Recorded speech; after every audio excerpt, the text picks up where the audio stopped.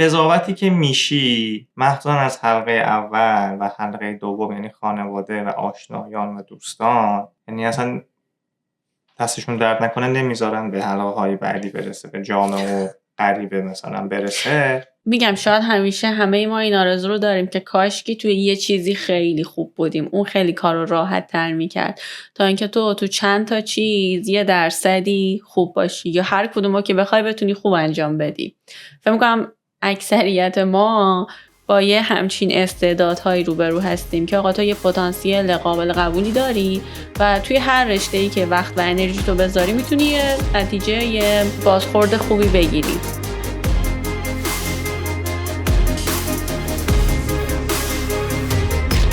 سلام سرین خانم، خوبی؟ سلام علی جون. ظهرت بخیر باشه. مرسی، ظهر زیبای شما بخیر باشه. خوبی؟ آره خیلی خوبم، مرسی. شما خوبی؟ مرسی منم خوبم. تعطیلی چطوره؟ تعطیلی خیلی خوبه. تعطیلی خوبه نه؟ آره خیلی خوبه. تازگی ها چه خبر؟ تازگی ها شهرمون خیلی قشنگ شده. من نمیدونم اصلا شده بیشتر ببین دیگه. ونکوور همینطورش قشنگ هست، قبوله، بیا بله. سر این نکته اول از همه توافق کنیم.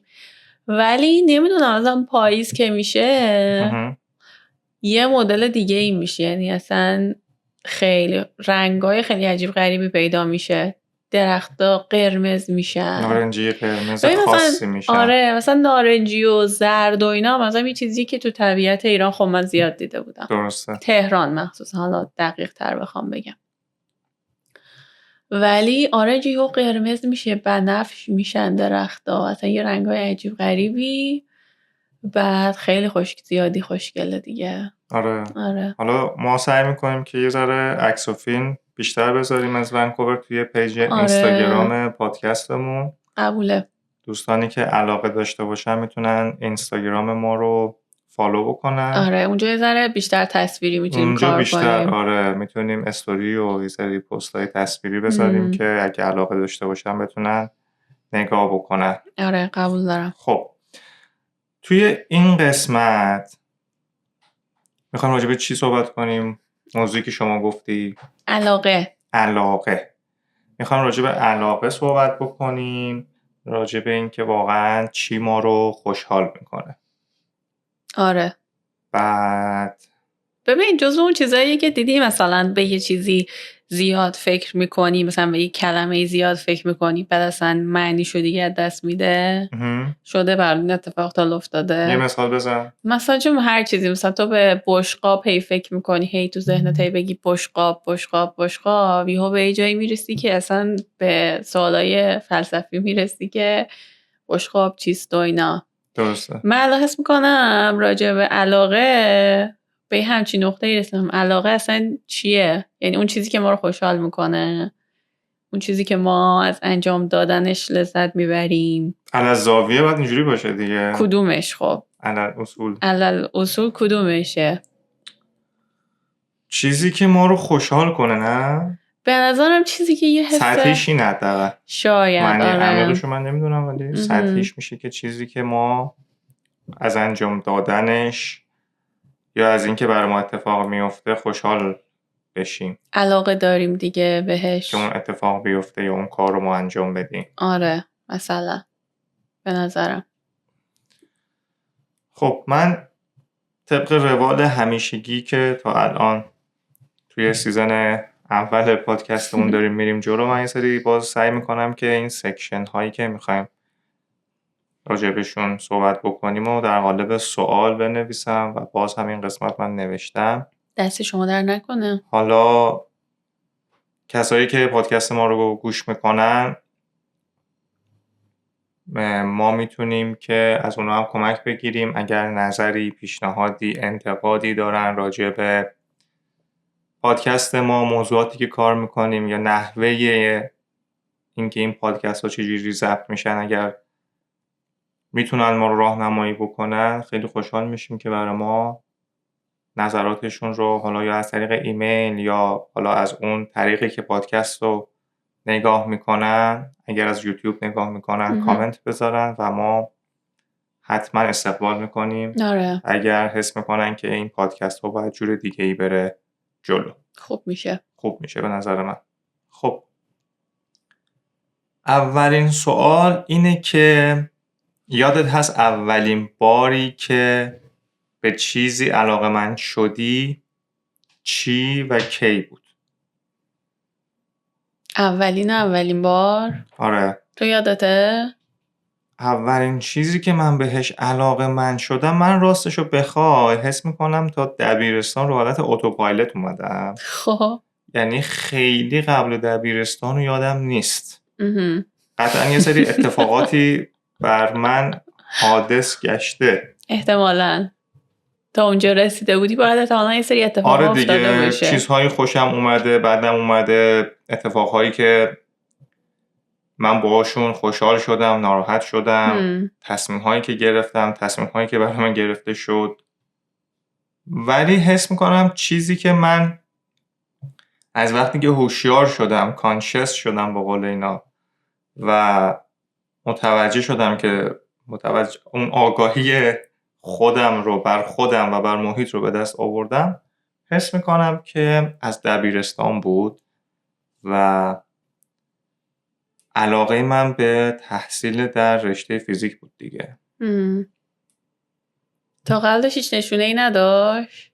تا قبلش یه نشونه هایی داشتم دوره راهنمایی، اما مثلا همین کتاب علوم داشتیم؟ علوم داشتیم، علوم آره. تجربی بود، آره، که قسمت های مختلفی داشت، هر قسمتش یه رنگ خاصی داشت، قهوه‌ای آره. داشت، سبز داشت بکنم، آبی بود، فیزیکش آبی بود، قرمز تور بود شیمیش. بعد از اون موقع ها من اون قسمت آبی رنگ رو خیلی دوست داشتم و خب اومدم دبیرستان و متوجه شدم که با اون آبیه باید برم جلو دیگه. آبیه رو بگیری بری.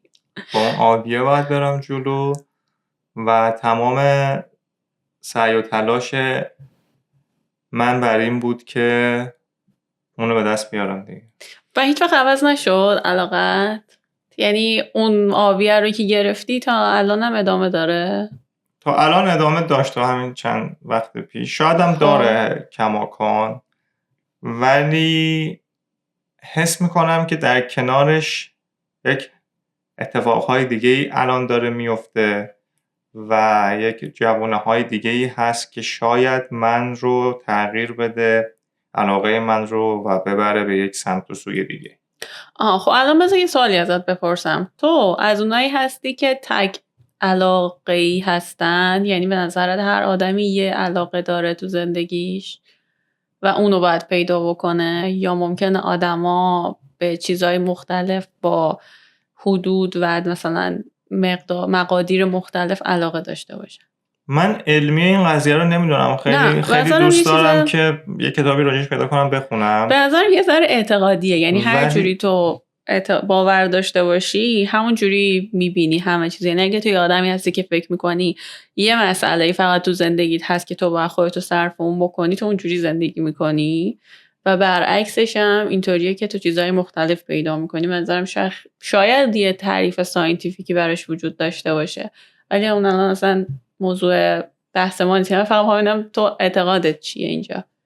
من اعتقادم الان با قبلا متفاوته، ولی من اونجوری بزرگ شدم که تمرکزم روی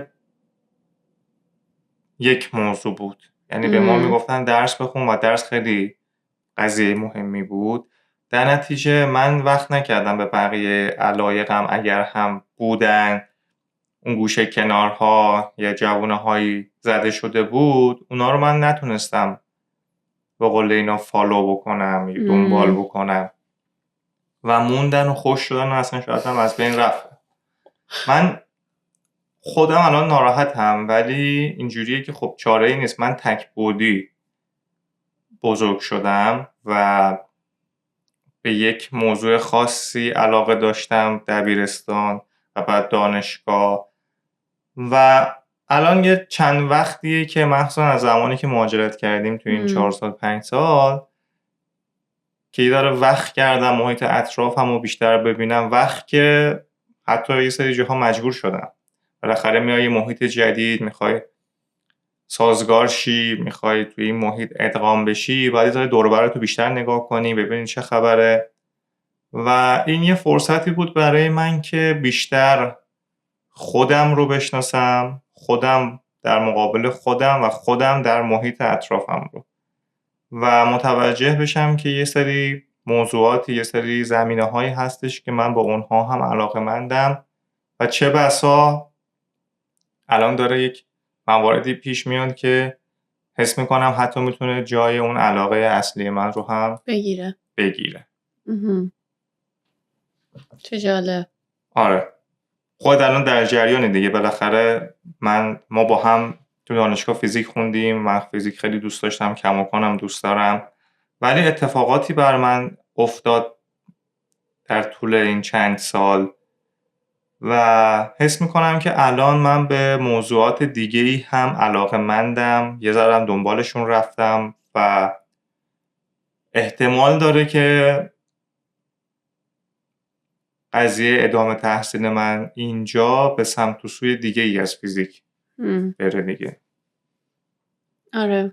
آخه میدونی من خودم فکر میکنم که، یا شاید فکر میکنم که به خاطر اینکه من مدل دیگه‌ای انگار در اومدم، جوری دیگه‌ای بر من کار کرد و اونم این بود که تو میتونی تعداد نامحدودی علاقه داشته باشی. تو اصلا قرار نیستش که فقط یه خط تو بگیری و دنبال کنی، ولی خب این که برای هر کدوم از اون علاقه های مورد نظرت چقدر وقت بذاری و تا کجا زندگی تو رو پر بکنن، اون دیگه خب دست توه. این که بهشون اولویت بدی، مثلا به قول تو شاید یکی بشه حرفه اصلیت. درسته. تو مثلا از فیزیک، از مهندسی پول در بیاری، علاقه اصلیت. یه شغلی داشته باشی که علاقه داری بهش. آره، و انقدر اون کار رو دوست داری که میخوای هر روز انجامش بدی. خب این خیلی فرق داره با اینکه مثلا تو کنارش یه سازم بزنی، یعنی علاقت به موسیقی این باشه که اوکی حالا شاید عصرا که اومدی یا هفته یه بار یا هر از چندگاهی نوازندگی هم بکنی. و این میتونه البته برعکس باشه ها، میتونه موسیقی اونقدر تو زندگی تو پر رنگ باشه که بخوای هر روز اونو انجام بدی. آره. و حالا مثلا شاید هر از چندگاهی چه میدونم یه سمینار فیزیک هم بری یا یه مستند علمی هم ببینی. ولی در کل همه اینا میتونه تو زندگی تو باشه دیگه. مثلا معنیش این نیستش که فقط باید یکی رو از بین بقیه انتخاب بکنی. بله. برای من اینطوری بوده. برای من خودم پس تو چند تا مورد بوده که بهشون علاقه داشتی؟ آره، و برام هنوزم که هنوز نمیدونم دقیقاً چیه. و فکر کنم اوکی باشه. یعنی چیه؟ میگه که علاقه دارم دیگه، نمیدونم به یه سری چیزایی علاقه دارم خب، ولی نمیدونم اونی که الان قرار اصلی باشه دقیقاً کدومشون اصلی یه تون نمیتونه باشه. یعنی یه جایگاه هست که میتونی اون اصلیه رو بذاری؟ فکر کنم نیست. یعنی بشه حرفت دیگه، درسته؟ مثلا آره، بشه حرفت، بخوای خودتو به قول خودمون توی اون قضیه تعریف بکنی، بشه هویت تو. آره، بگی من این کارم.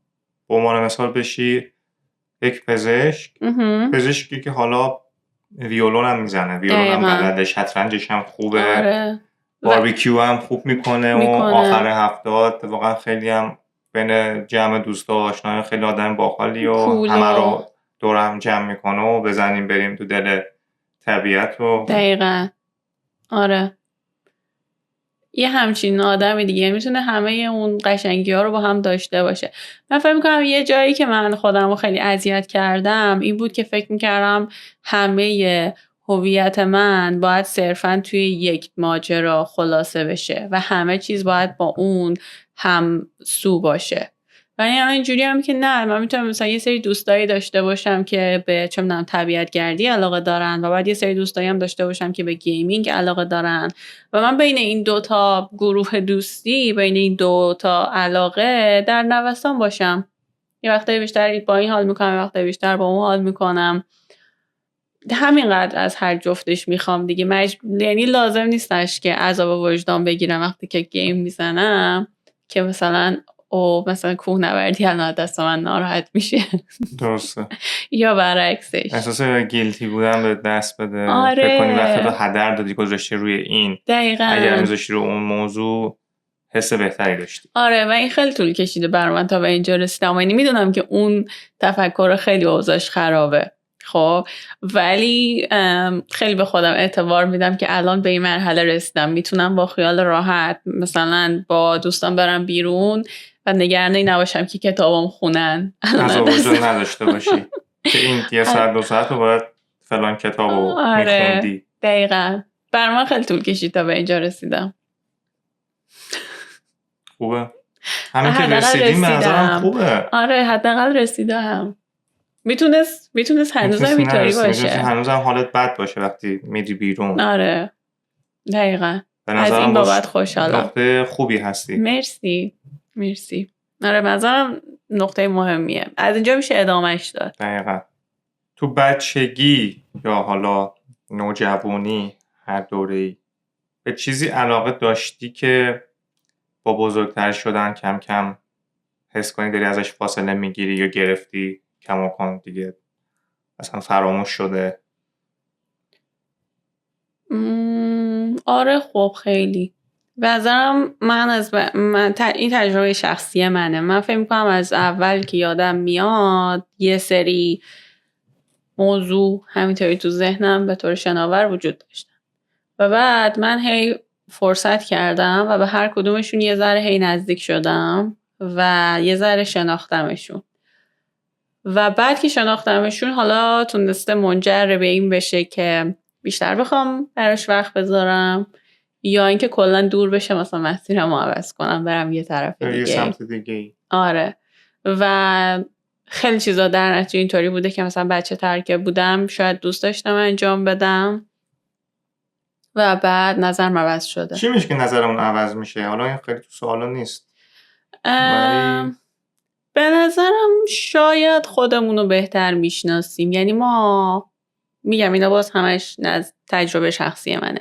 شاید مثلا من یه ایده ای از خودم داشتم، اون سلینی که مثلا توی لب کار میکنه و ریسرچره، آره تو آزمایشگاه کار میکنه و محققه و خیلی با خودش خوشحاله و اینا، ولی و رفته هم سمتش، یعنی باز بهش یه اعتبار خوبی بدیم که رفته اون کاری که فکر میکرده دوست داره انجام بده. بله. ولی وقتی که رفته و بهش نزدیک شده و آدمای اون حرفه رو دیده و از نزدیک اون موقعیت رو دیده، دیگه براش از فقط یه تصویر ذهنی سلین با روپوشه مثلا سفید و نمیدونم بشر و فلان و اینا در اومده و شده یک دنیایی که سلینا یا میخواد قسمتی ازش باشه یا نه. پس این چیزی که گفتی من اینطوری برداشت میکنم که میشه آدم یه علاقه یه دیگه علاقه نداشته باشه بهش یا اصلا بذاره کنار یا فراموش کنه در صورتی که خودتو بهتر بشناسی. یعنی برای تو از جنس اینه که وقتی خودت رو بهتر میشناسی میفهمی که دیگه به اون موضوع علاقه نداری یا اصلا نداشتی یا اشتباه میکردی که داشتی. درسته؟ آره یا تا الان نمیدونستی و چقدر علاقه داری. این وریش هم میشه دیگه، برعکسش هم هست. آره. حالا چون سوال ما جنبه منفی داشت البته میدونیم خود اون قضیه هم یه شناختی بعدن راجبش به وجود میاد که ما اول نداشتیم. مثلا شاید تو اول فکر می‌کنی مثلا دوست داری که نقاش بشی، درسته. بعد که بری نقاشی یاد بگیری میبینی اصلا این نقاشی که تو ذهن من بود با اون چیزی که آره واقعا در دنیای بیرون وجود داره چقدر متفاوته. این انگار یه رابطه دو طرفه است، رابطه ما با موضوعی که بهش علاقه داریم. بله. باید هم خودمون رو خوبتر بشناسیم، همون موضوع رو بهتر بشناسیم، بعد بفهمیم که این دوتا چقدر با هم نقاط مشترک دارن. چون منم این موضوع برام برقرار هست، یعنی موضوعاتی بودن که من جوان‌تر که بودم بهشون علاقه داشتم ولی خب الان دیگه علاقه ندارم. بعد نمیدونم برای من شاید اینجوری توجیه میکنم، برای من از جنس اینه که وقتی به اون موضوعاتی که علاقه داری میرسی، برای من اینجوری انگار تیکشو که میزنم تاچ شد، یعنی دیگه رسیدم بهش، دیگه میگم خب تمومه دیگه، رسیدم دیگه. این بده دیگه. چرا بده؟ خب تو یه موضوعی رو علاقه داری، انجامش میدی، به انجامم میرسونی، اون خب اون دیگه اون لذت رو نداره دیگه، چون رسیدی تموم شده دیگه. آره دو مدله. یه موقع هست که تو انجامش بدی خب، و یه موقع هست که نه، صرفا بعد از اینکه به دستش آوردی، به قول خودمون تاچش کردی، اون موقع بگی دیگه تا همینجا فقط من کافی بود. یعنی انگار که بستگی داره که تو کجا قانع بشی. هم هر جا که بشی دیگه ایرادی داره مگه؟ هر جا که قانع، تو هر جا که خوشحالت میکرده انجامش دادی، رسیدی هم بهش. مثل خیلی ها نبودی که بشینی نگاه بکنی یا تنبلی بکنی یا پروکرستینیت بکنی، به قول اینا عقب بندازی، یا بقیه‌ای که دارن تلاش میکنن اونا رو بخوای جاج بکنی، قضاوت بکنی. اکت کردی، عمل کردی، رفتی جلو، تلاش کردی، سختی کشیدی، رسیدی هم بهش. بعد دیگه اون لحظه حالا چه فرقی میکنه؟ از نظر نقطه نظر شما اینه که از نقطه نظر شما اینه که میرسی به اون قضیه و میبینی که اونجوری که فکر میکردی نبوده، یا میرسی اتفاقا میبینی همون جوری که فکر میکردی بود و اوکی خیلی هم خوب و دست شما در نکنه، ولی دیگه خب من نمیخوامش، تاچش کردم دیگه، تیکشو زدم دیگه، برم علاقه بعدی. شاید اصلا یه تاریخ انقضایی داره دیگه. خب اونجوری تو آخه هدف رو میذاری رسیدن. آره دیگه. خب هدف باید انجام خب دادن به باشه. هدف داره دیگه. بعضی هدفا کوتاه مدت هن، حالا هم به هدف میرسی یه لذتی داره، هم تو مسیر بودنه. ولی خب خیلی هدفا خیلی لزوما طولانی نیستن دیگه. نمیدونم، منم دقیقا نمیدونم، ولی حس میکنم یه سری هدفهای ما کوتاه مدت داریم، به عنوان مثال مهاجرت. خب مهاجرت میکنی تموم میشه دیگه. خب مثل این میمونه که تو مهاجرت تیکشو میزنی، حالا باید بری دنبال بقیه هدف. خب همون مثل این میمونه که تو، پس شاید من اشتباه متوجه شدم منظور تو رو. مثل این میمونه که تو مهاجرت بکنی، مثلا از ایران بخوای بری کانادا و به محض اینکه ویزاتو گرفتی، ویزای کانادا تو گرفتی، نیای کانادا، بعد بگی که خب اوکی حالا من برم مثلا تاچش کردم دیگه، خب من حالا برم مثلا ببینم چه جوری میتونم برم اتریش. آره اتریش، یا برم استرالیا. خب این چیزی که من از تو میشنوم یه همچین چیزی. نه من انجامش بدی با موفقیت، انجامش بدی. اوکی اون که اوکی. یعنی اگر میخوای بیای کانادا، بیای اینجا هم بمونی، اقامتت هم بگیری، کار خوبم پیدا بکنی و ادغام شی با این جامعه، و خب این تارگت دیگه زده شده دیگه، رسیدی، تموم شده دیگه.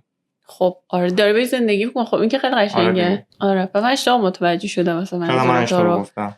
من فکر کنم یعنی میگه هی آدم بره ویزای جای مختلف نه یه سری هم این کارو میکنن، من خودم تو یه سری حوزه‌ها این کارو میکنم. یعنی خب اون اوکی نیست به نظر من. کسایی تو ذهنشون زندگی میکنن، من خودم اینجوری هم تو ذهنم میرم جلو، تیکو میزنم دیگه. عمل اون خودش مشکلی. آره. روانشناسی داره. نه حالا عیب نذار. ولی آره من حالا اینو واسه این گفتم راجع به علاقه خودم که الان دیگه علاقه بهش ندارم.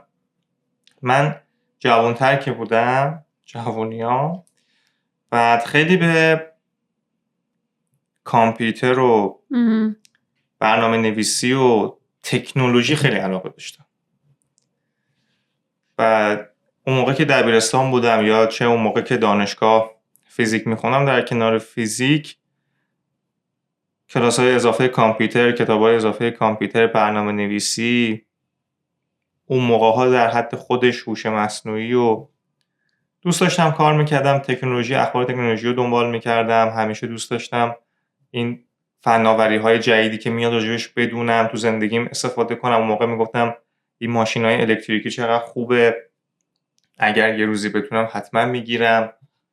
بعد یا این لباس‌های فضانوردا از یک مواد خاصی، یک متریال خاصی تکنولوژی طور استفاده میشه، چقدر خوبه ما اینو تو زندگی روزمره‌مون هم بیاریم. ولی الان نمیگم تاچش کردم، الان دانشمند کامپیوتر ساینسم، ولی خب در ابعاد خودم در حدی که دوست داشتم دنبالش کردم، چه اون موقع چه الان. ولی دیگه حس میکنم الان به جاهایی رسیده که شایدم اشباع شده دیگه، یعنی من اشباع شدم. مثلا این روزا دیگه خیلی زیاد شده تکنولوژی و AI و اینا، شاید هم مرتبط با سنمه. همش میتونه باشه. وقتی 30 رو رد میکنی حس میکنم آدم یکم سنتی میشه. شاید هم نمیشه، شاید من شدم. باز نمیتونم برای آقای ایلان ماسک هنوز داره چیزای تکنولوژی رو فالو میکنه و فعالیت میکنه. ولی من الان دقیقا نقطه مقابل اون موقعم. الان دوست دارم، موقع خیلی دوست داشتم تبلت داشته باشم، سال اول دانشگاه تو اون بنویسم. الان خیلی دوست دارم که رو کاغذ بنویسم. الان دیگه اونقدری به برنامه نویسی واقعا علاقه‌ای ندارم. دوست دارم وقتمو بذارم رو موضوعات دیگه و الان دیگه به اون متریال خاصی که باید تو لباسمون استفاده بشه علاقه دوست دارم. الان لباسم بیشتر بوی لباسای قدیمی رو بده، بوی نخ و پنبه بده، بوی چرم. الان خیلی چرم خوشم اومده، یعنی انگار یه آدم سنتی شدم. اینا شده علاقه من. دیگه دوست ندارم اینجا برم تسلا بگیرم، خودرو الکتریکی با باتری کار کنه. یه ذره علایقم حس میکنم که تو این حوزه عوض شده دیگه. به نظرم خیلی ما دوره‌های مختلفی رو تجربه میکنیم تو زندگی. یه سری چیزا رو که خیلی به قول تو شاید قبلا برامون مهم بوده یه روز نگاه میکنیم میبینیم قشنگ برعکس شدی.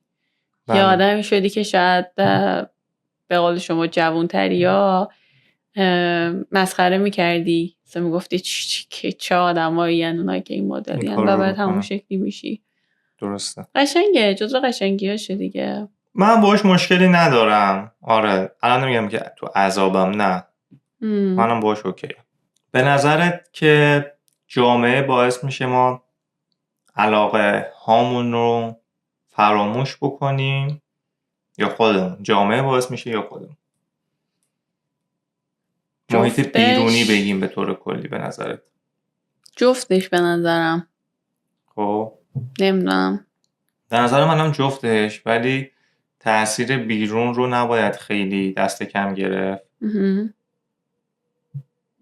ما بالاخره با یه توانایی هایی زاده میشیم، هر کدوممون اسکیل های خاص خودمون رو داریم، کدهای ژنتیکی خاص خودمون رو داریم.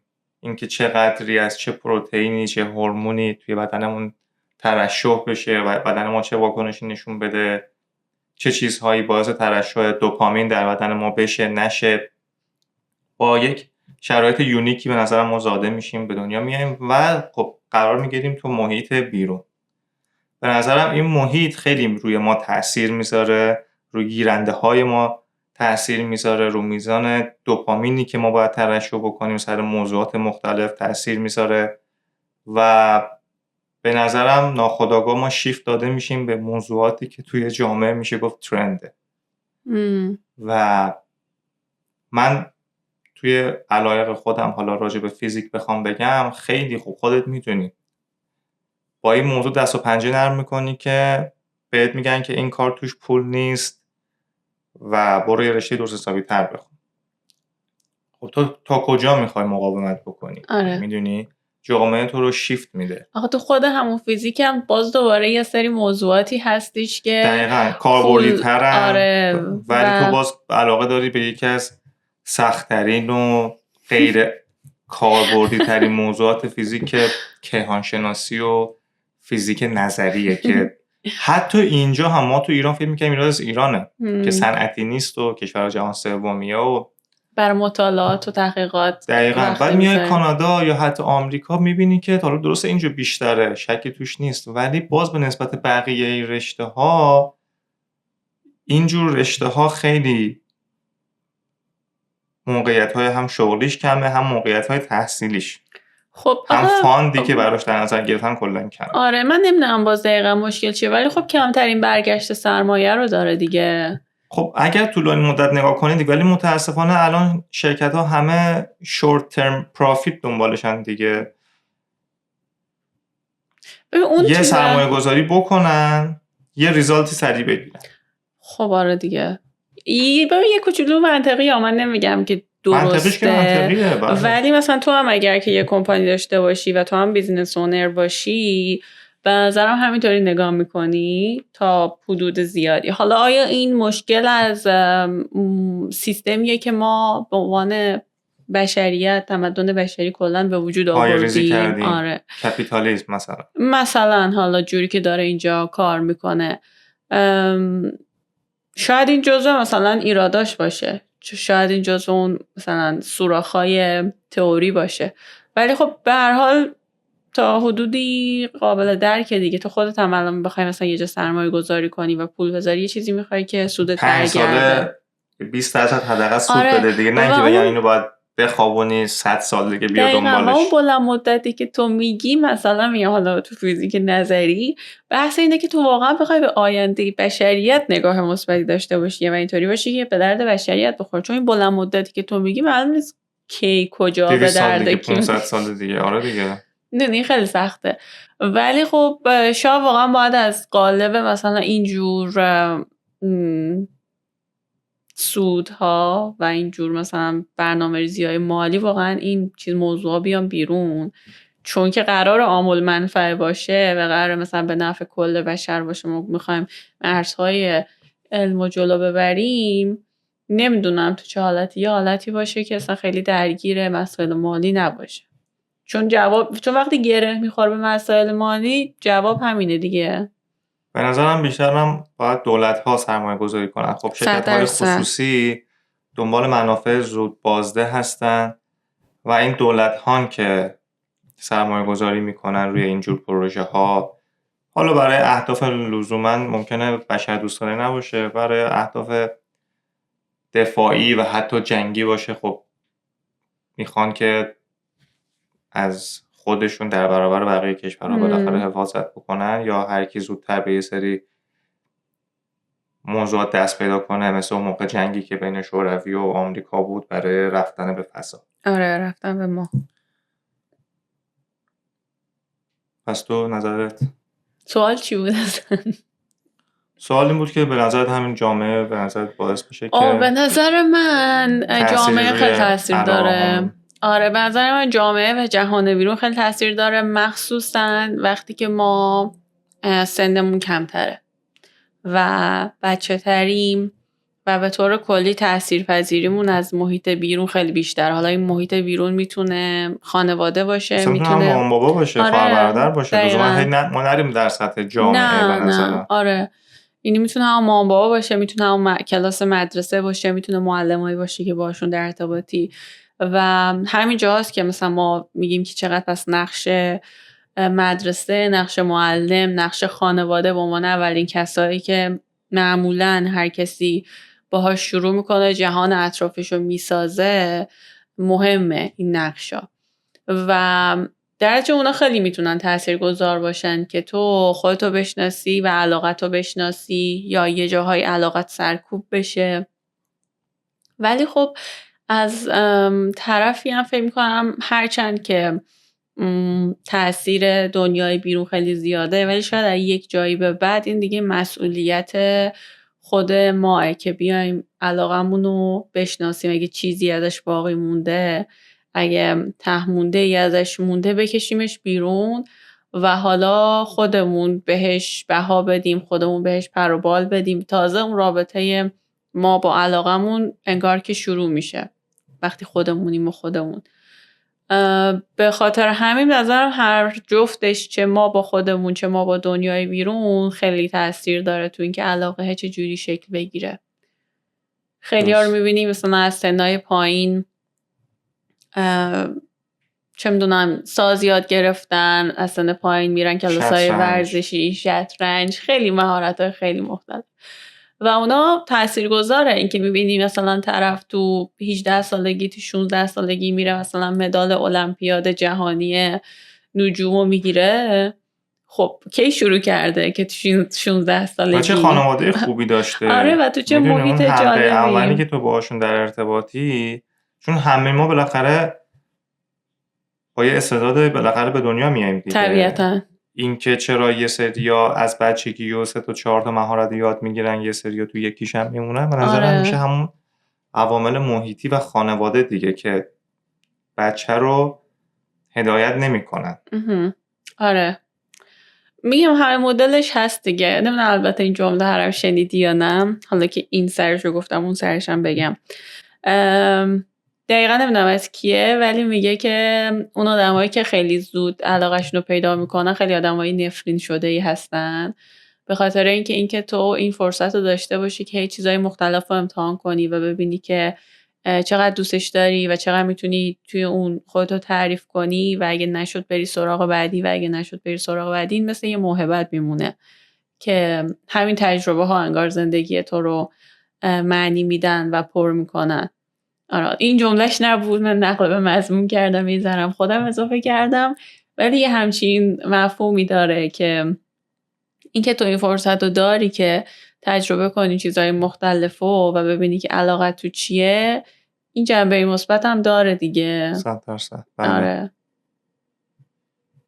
ولی فکر میکنم بیشتر یا دوست داشتن گزینه اول بودن، همون اول که به دنیا من استعدادشون رو میشناختن، آره خانواده یا مثلا مدرسه خیلی راحت میومد یه تست هوش میگرفت و تشخیص میداد بله شما به درد این کار شما مهندس عمران، شما برو آره خلبانی، شما پیانوت خوبه، نه پیانو زدن، استعداد پیانو داری. آره دیگه در تا آخر اون تکلیفش با خودش معلوم بشه. آره خب خیلی راحت تر میشه دیگه، این همه چالش خودشناسی و برو و کتاب بخون و درگیر شو با خودت و چند سال افسرده باش و راحتو نمیدونی پیدا بکنی و بعد این همه بری جاهای مختلف، مسائل مختلف، موضوعات مختلف امتحان بکنی و اینا رو فاکتور میگیری دیگه. آره دیگه زندگی راحت نیست کلا.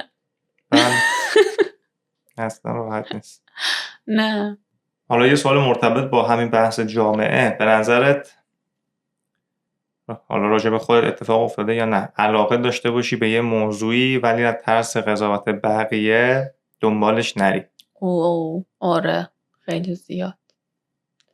آخه این برمیگرده یه کمی به اون موضوع هفته پیشمون هم برمیگرده که چقدر ما نگران این هستیم که مردم چی میگن راجع به ما، مقایسه کردن و اینا. آره مقایسه شدن و مقایسه کردن و اینا.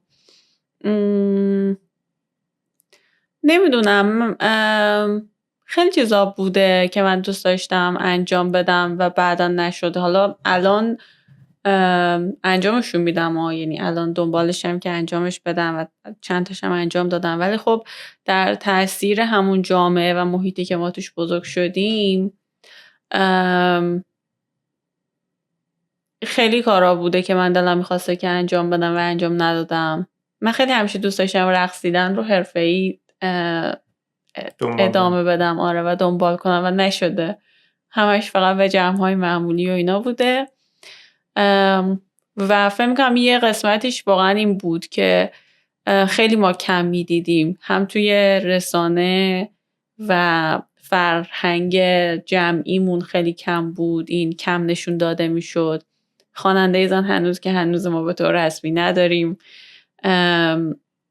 رقاص یا نمیدونم پرفورمر زن نداریم، حتی خود بحث موسیقی نوازنده زن، نوازندگی اصلا یه چیز خیلی جا افتاده ای نیست. حالا این میگم این فرهنگ بنظرم رسمیه، چیزی که ما حتی توی مثلا مدرسه های دخترانه هم رایج نبودش خیلی.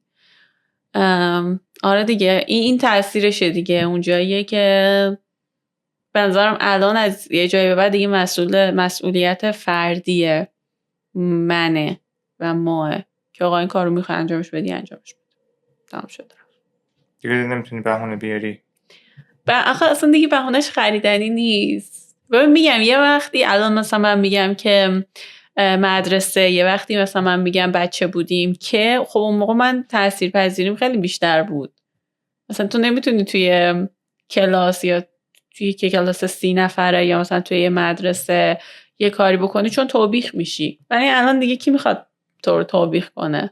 ولی خب جامعه هست دیگه، کماکان اونجا وایساده تو رو قضاوت بکنه دیگه یا تو رو مسخره بکنه. منم خیلی علاقه ها داشتم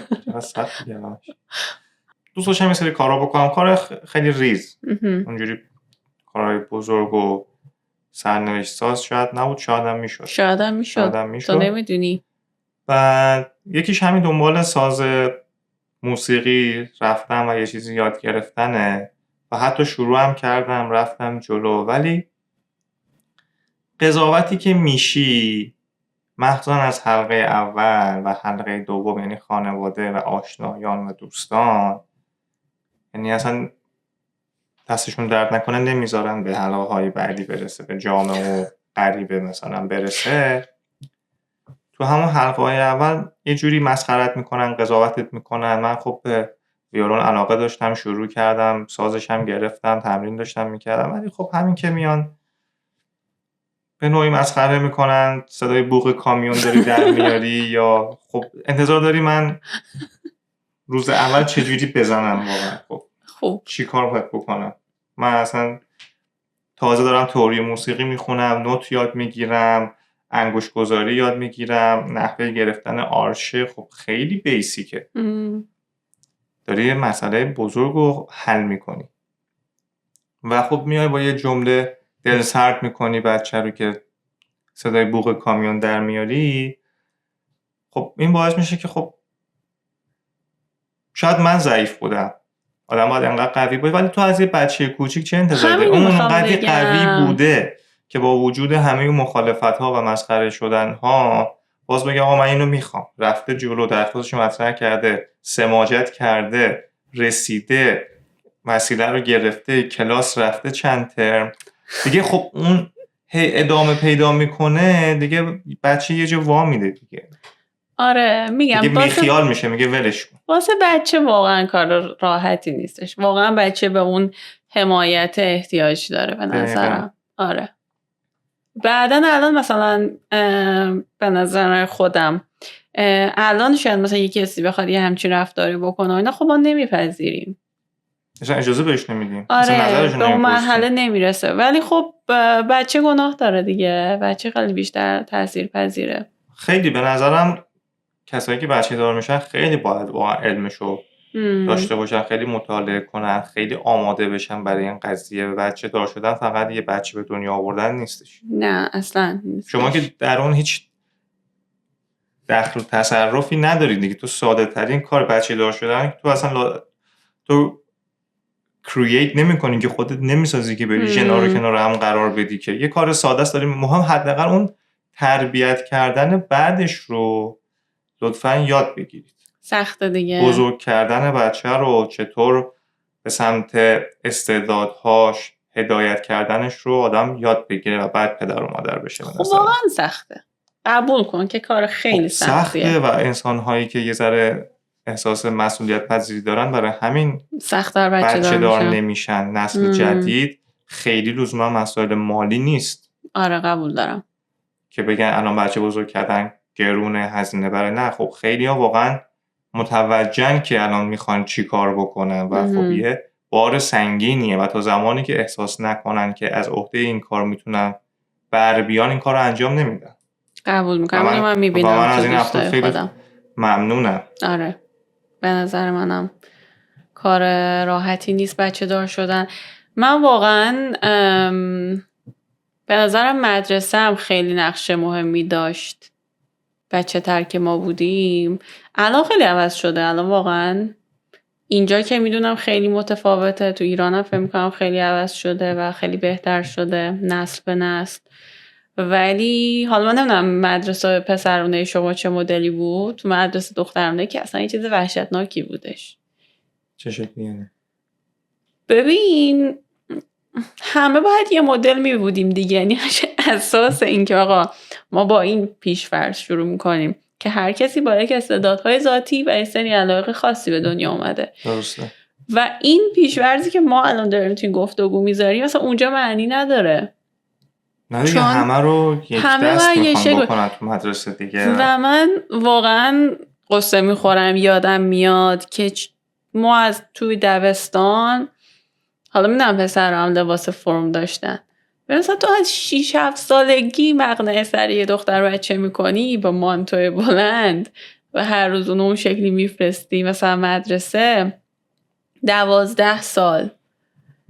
و ما الان میگیم که چرا مثلا یه سن اساسی از 7 سالگی تا 18 سالگی تقریبا اساسی ترین یعنی مهمترین سنیه که تو داری تازه یاد میگیری، جهان اطراف تو شکل میگیری. آره. و میدونی من حالا میفهمم که تو جامعه یه چیزی هست برای مثلا پوشش و برای حجاب. این واقعا برام الان خیلی سواله که چرا ما تو مدرسه همه دختر و زن بودیم، چرا اونجا مقنعه هامونو در نمی آوردیم؟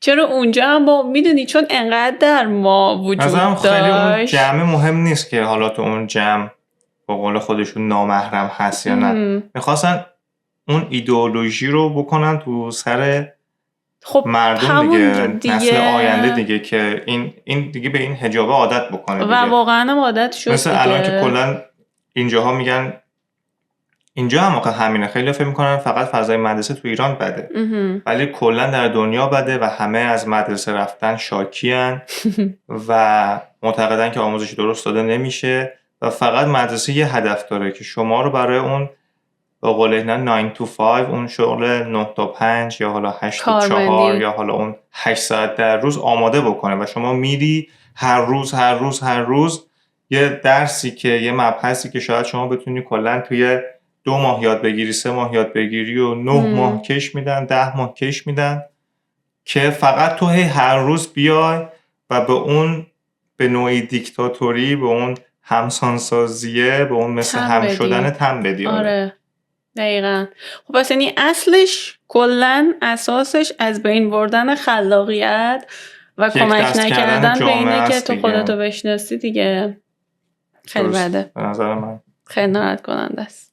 وقتی که حس میکنی زندگیت یک نواخت شده یا خیلی روتین شده، چی کار میکنی؟ چجوری سعی میکنی دوباره هیجان رو پیدا بکنی تو زندگی؟ شخصی بگم یعنی؟ آره دیگه، از تجربه خودت بگو دیگه. تو بگو اول. وقتی که من حس میکنم زندگیم روتین شده، سعی میکنم که یه کار جدیدی انجام بدم. اون کار جدید رو شروع میکنم، ممکنه که 2 روز بعد ولش بکنم، ولی حداقلش یه چیز جدید رو امتحان کردم دیگه. یه چیز جدیدی وارد چرخه کردی. یه چیز جدیدی وارد چرخه کردم، بعد ولی در آینده خودشون نشون میده که چقدر میمونه دیگه. چه جالب. یا اگر بین 2 تا انتخاب شک دارم یا یه چیزی رو نمیدونم که بگیرم یا نگیرم یا انجام بدم یا ندم، سعی میکنم ببینم نقطه مقابلش چیه، اون کار رو انجام بدم، بعد ببینم که آیا دلم برای اون یکی تنگ میشه، یعنی واقعا دوست دارم اون باشه یا نه. یه ذره سعی میکنم هیجان کاذب تو زندگیم فکرم همینه کلا وارد حلش هم بکنم. همین شکلیه. خیلی هم که کلا یه ذره حالت افسردگی و اون خواب آلودگی و اون هیچ کاری نکردنه بهشون دست میده. یه چیزی که خیلی معجزه میکنه برای ما هم برقراره، شاپینگ دیگه. فکرم ماچا رو میخوای بگی. ماچا که عالیه، من اصلا بدونم الان خیلی مد شده.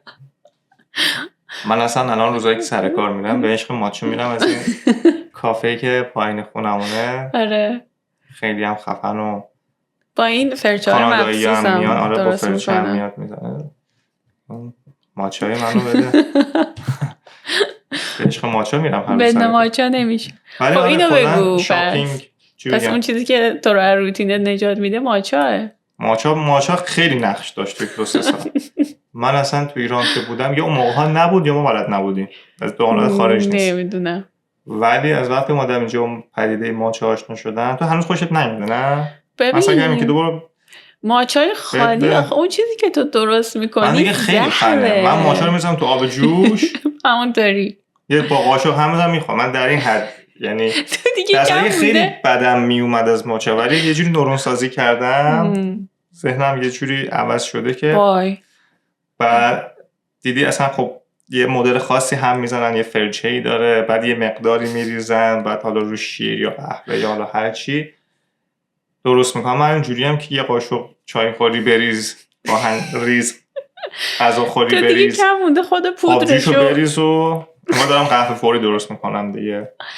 آره این شکلی شدم. آره و من حس میکنم که آره خیلی دیپشو بخوام بگم اینه که من خودم سعی میکنم یه فعالیتی تو زندگیم شروع بکنم و خیلی هم بلند مدت بهش نگاه نمیکنم و در کنارش از ماچا هم غافل نمیشم و شاپینگ هم که میریم دیگه. شاپینگ هم کمک میکنم. خوبی بر حوزه شاپینگ من داریم. بعدش عذاب وجدان میگیرم. باید میدونید باید درست کنید دیگه. عذاب وجدان رو درست. شاپینگ رو نباید بهش دست زد به نظرم، ولی اون عذاب وجدان رو باید روش کار کرد که اون احساس بد بهت دست نده. آره شاید. منم فکر کنم همین کاری که تو میگی رو میکنم. منم سعی میکنم یه چیزی اضافه کنم یا یه چیزی که قبلا مثلا ممکن بوده انجام میدادم و خیلی وقته که سراغش نرفتم اون کار رو انجام بدم. درست. که از اون روتین اون لحظه نجات پیدا بکنم. یه هیجانی. آره مثلا یه دوپامینی ترشح بشه. آره مثلا در میفته چه میدونم خیلی وقت نقاشی نکردم. مثلا یه کاری که قبلا نمی‌کردم. باید تنوع داد دیگه. لحاظ روانشناسی هم اون دفعه کتابی میخوندم میگفتش که خب زندگی بعد یه مدت تکراری میشه چون شما همون کارا رو دارید هی میکنین و ذهنم عادت میسازه. کلا ذهن یه کار خیلی مهمی که انجام میده عادت سازیه، برای اینکه میخواد اون افیشنسی اون کارایی رو افزایش بده و میزان استفاده از مغز همون سی پی یو رو کاهش بده که شما برای کوچکترین چیز دیگه هی سی پی یو رو درگیر نکنی. الکی شروع میکنه عادت ساختن و شما میبینید که بعد یه مدت خودکار داری یه سری کارا رو انجام میدی. حالا راجع به خود عادت و عادت سازی و این پدیدن باید حتما یه بار صحبت بکنیم که قبوله. قضیه جالبیه. ولی آره میگه سعی کنید که با کوچکترین کارهای تنوعی تغییری تو زندگیتون ایجاد بکنید دیگه، که اون حالت اتوپایلوت یه لحظه کنسل بشه، ذهن دوباره به خودش بیاد ببینه دارید شما چی کار میکنید. اون باعث میشه که ذهن یه ذره اکتیو شه، یه ذره فعالیت دوباره به قول خودمون برین اکتیویتی داشته باشه، یه ذره دوپامین ترشح بشه، یه جایزه یه ریواردی به خودش بده. یه به عنوان مثال اگر سر کار میرین هر روز یه مسیر میرین، سعی کنید مسیرتون رو هر از گاهی عوض کنید، یه ایستگاه بعدتر یا قبلتر پیاده بشید، یه مدل دیگه از یه راه دیگه از کوچه پشتی برید، از یه خیابون دیگه اگر امکان پذیر رد بشید. سعی کنید اون حتی اون مسیر رفت آمدتون هم که اگه تکراری میشه هر از گاهی تنوعی بهش بدید که ذهن دوباره به خودش بگه اینجا کجاست.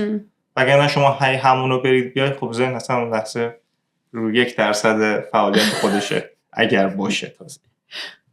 آره نه کمک میکنه. سوال آخر، اگه برگردی عقب به خودت چی میگی راجع به علاقه هات؟ ببین خیلی دوست دارم برگردم عقب و به خودم بگم که عزیزم علاقه شما اینه. ببین مثلا آخه راجع به این شرح خیلی صحبت نکردیم. من خودم جزو اون آدمایی بودم که تو همه این چند راهیایی که تو مجبور بودی یک رو انتخاب کنی، مثلا موقع دبیرستان وقتی با ما میگفتن که بین 3 تا رشته ریاضی، تجربی، انسانی باید یکی رو بری، یا بعد موقع انتخاب رشته تو کنکور بعد از کنکور میگفتن که باید یکی رو انتخاب کنی و همینطوری هی توی فصل‌های مختلف زندگی من اینجوری بودم که خب من علاقم تو چند تا چیزه، من دوست ندارم فقط یکیشو انجام بدم. و میگم شاید همیشه همه ما این آرزو رو داریم که کاشکی توی یه چیزی خیلی خوب بودیم، اون خیلی کار رو راحت تر میکرد تا اینکه تو چند تا چیز 1% خوب باشی یا هر کدومو که بخوای بتونی خوب انجام بدی. فکر میکنم اکثریت ما با یه همچین استعدادهایی روبرو هستیم که آقا تو یه پتانسیل قابل قبولی داری و توی هر رشته‌ای که وقت و انرژی تو بذاری میتونی یه نتیجه یه چی میگن بازخورد خوبی بگیری در نهایت. آره من الان خیلی دوست داشتم میتونستم برگردم و بگم که ببین سلیم جون درسته تو مثلا تو ریاضی دوست داری، فیزیک دوست داری، نمیدونم بیولوژی دوست داری، به اقتصاد علاقه‌مندی، همه اینا هست دیگه، به هنر علاقه‌مندی، ولی مثلا جواب فلان چیزه. ولی فکر نمی کنم که این کار درست باشه. فکر میکنم که باید همه این مسیر رو می اومدم اینو امتحان میکردم میدم نه این مال من نیست، اونو امتحان میکردم. خب الان که میدونی نمیخوای مثلا این فیلم های تخیلی یه لوپ زمانی ایجاد بکنی که برمیگرده به خودش میگه که این کار رو بکن یا نکن، بعد آخرم معلوم نیست که اولین بار کی این کار رو کرده. آره نمیدونم، اولا که اون گزینشو ندارم. شاید اگه داشتم آره وسوسه کننده بود. شاید همین الان خیلی علایقتو ندونی، ولی خب شاید تا 10 سال آینده، تا 30 سالگی، تا 40 سالگی یه سری چیزا رو متوجه بشی و بگی که خب اگه الان من میتونستم برگردم عقب، به خودم میگفتم اینو زودتر شروع کن، الان انقدر جلوتر بودم. آره اینش واقعا خیلی وسوسه کننده است. یعنی من فکر می‌کنم که اگر که به اون دوستمون خودم تو اون سن میگفتم و الان شروع کرده بود، مثلا 10 سال بود داشت انجام میداد، بد نبود. پس اگر شدنی بود انجامش میدادی. شاید. آره خدای واقعا وسوسه کننده است.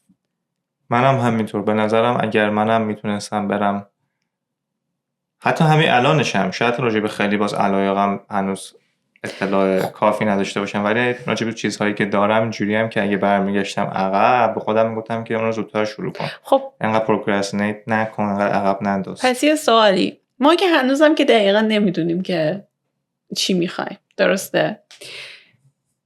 و معلوم هم نیست که کی متوجه بشیم. بذار سوال تو رو من یه مدل دیگه بپرسم.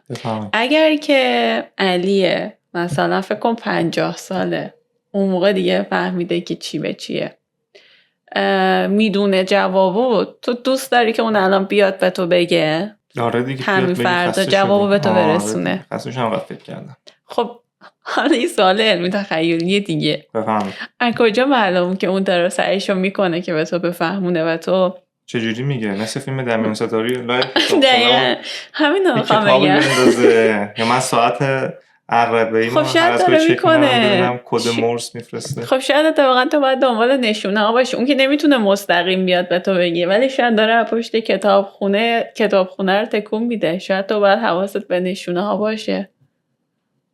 نه من همینجوری روانیم، به کوچکترین چیزی شک میکنم، تو فکر میرم. الان دیگه اینم اضافه شد دیگه. نه خب جدی میگم، ما که داریم در هر قالبی داریم صحبت میکنیم الان. خب درسته.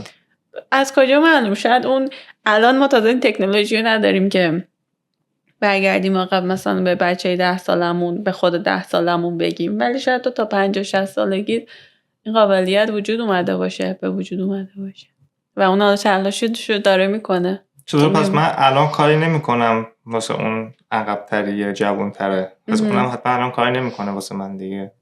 نه نمیشه استدلال کرد. چجوری؟ تو میگی از کجا معلوم شه اون داره الان یه سری نشونه‌ها میفرسته؟ کی؟ آینده من. آینده تو. من میگم که همونطور که من الان نمیتونم واسه نسخه جوان‌ترم نشونه بفرستم، پس اونم احتمالاً واسه من نمیتونه بفرسته. باشه منطقی. چون من الان خودم با گذشتم الان دوست دارم برگردم به علی 10 ساله یه چیزی بگم، ولی خب نمیتونم دیگه. خب اونم شاید تو این توهمه که بره کتابخونه‌اش رو چک کنه دنبال نشونه بگرده. نه من میگم شاید اون موقع تکنولوژی و فرآیندش و اینا همه چی، یعنی اصلا سفر در زمان مثل مسافرت معمولی، سفر در مکان یه چیز خیلی، حالا نمیگم خیلی دسترس و آره اینایی باشه. یه سر بریم آره ببینیم اهرام مصر چجوری بچه‌ها ساختن. خیلی جاجمنتال. شما اون کج گذاشتی اونجا. حالا بذار تو این فردا هستی اینو بگم. اینو شنیدی که اهرام سلاسل الان گفتی راجع به آدم فضایی‌ها که اونها اومدن ساختن، که احتمالاً اونا میتونن آینده خود انسان‌ها باشن، رفتن یه سیاره دیگه. آره. بعد از اون سیاره اومدن مثلا ببینن که چه خبر قبلا اجدادشون کجا زندگی میکرد، فقط اومده بودن یه سر بزنن، ولی خب مشاهده شدن دیگه. جالب نی؟ جالبه. آره. بله. ممنونم. خواهش میکنم. دنبال نشونه ها باشی. دنبال نشونه میرم. چشم. آره. پشت کتاب خونه و ساعتتون و اینا رو خوب نگاه کنی. چشم. شما خود اوکی با این موضوع؟ من چیز دیگه نمیخوای اضافه بکنی؟ با اینکه با کدوم موضوع، کلیت موضوع؟ آره دیگه راجع به همین گذشته بری و نه دیگه همینقدر. فقط برای وسوسه کننده است و اگر شدنی بود بشه انجامش میدی. من که نمیتونم الان برم گذشته. من فقط چشم امیدم به آینده خودمه دیگه. اون اگه بتونه یک کمکی به ما بکنه ما دیگه جستیم. ممنونم. مرسی. خیلی گفتگومون رو دوست داشتم. مرسی. من امیدوارم که و به نظر به درد خودمونم خیلی خورد. یه سری چیزها این وسط دوباره گفته شد و حالا ما باید بریم دوباره بهشون فکر بکنیم. امیدوارم که برای کسایی که این پادکست رو هم گوش میکنن مفید واقع بشه. بله منم همینطور امیدوارم. مرسی، خسته هم نباشی. ممنونم، شما روز خسته خوبی داشته نباشی. باشی. شما بیشتر. فعلا فعلا. خدا نگهدار. خداحافظ. خداحافظ.